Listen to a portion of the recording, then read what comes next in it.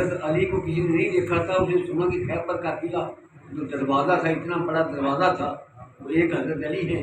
اس نے ایسے پڑھ کے ایسے پھینک دیا۔ اس نے کہا میں حضرت علی کو دیکھنا چاہتا ہوں۔ اس وقت حضرت علی خلافت پر متمکن تھے، اب خلیفہ بن چکے تھے۔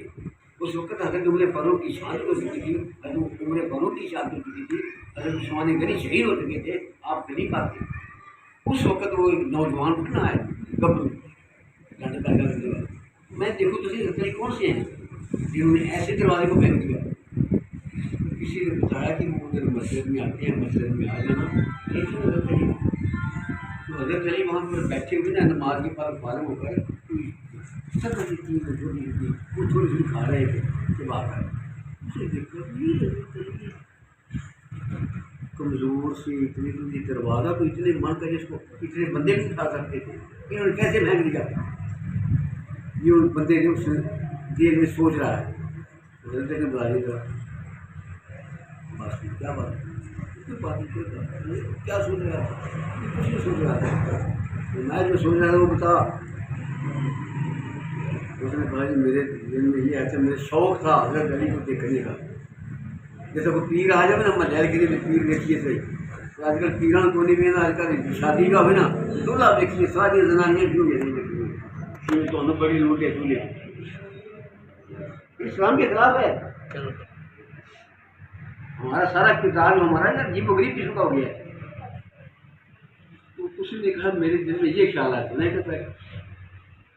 اس نے کہا اس وقت تو سمجھتا کہ میں نے اس ہاتھوں سے ان ہاتھوں کے ساتھ کیا تھا، وہ خیبر تو میں نے ایمان کی طاقت سے دیکھا۔ آج بھی اگر خیبر قائم ہو جائے تو آج بھی میں ایمان کی طاقت سے ایک خیبر تک 10 خیبروں کو توڑ جاتے ہیں۔ جو ایمان کے ساتھ آواز نکلتی ہے نا، وہ آواز سے عمر اور بڑھاپے کو نہیں دیکھتی، اس آواز میں بڑی گرج ہوتی ہے، لیکن گرج اس کی آواز میں ہوتی ہے جس کو ان بندوں کا خوف نہ ہو۔ مسجد میں اگر امام ہو تو مسجد میں کمیٹیوں کا ڈر نہ ہو، کمیٹیوں کی ضرورت ہے بول جانے کی، لالچ نہ ہو کہ اس کی شان بیان کرنی ہے، ملک صاحب آگے فلانا آگے ہے، دو چیزیں نہ ہو پھر بندہ جھوٹ کے ساتھ بولتا ہے۔ جب دونوں چیزیں آئیں تو پھر تذبذب میں رہتا ہے، پھر دائیں بائیں کا کام کرنی پڑتی اسے اپنی مجبوری ہے، لیکن دونوں چیزیں اسلام میں منع ہے۔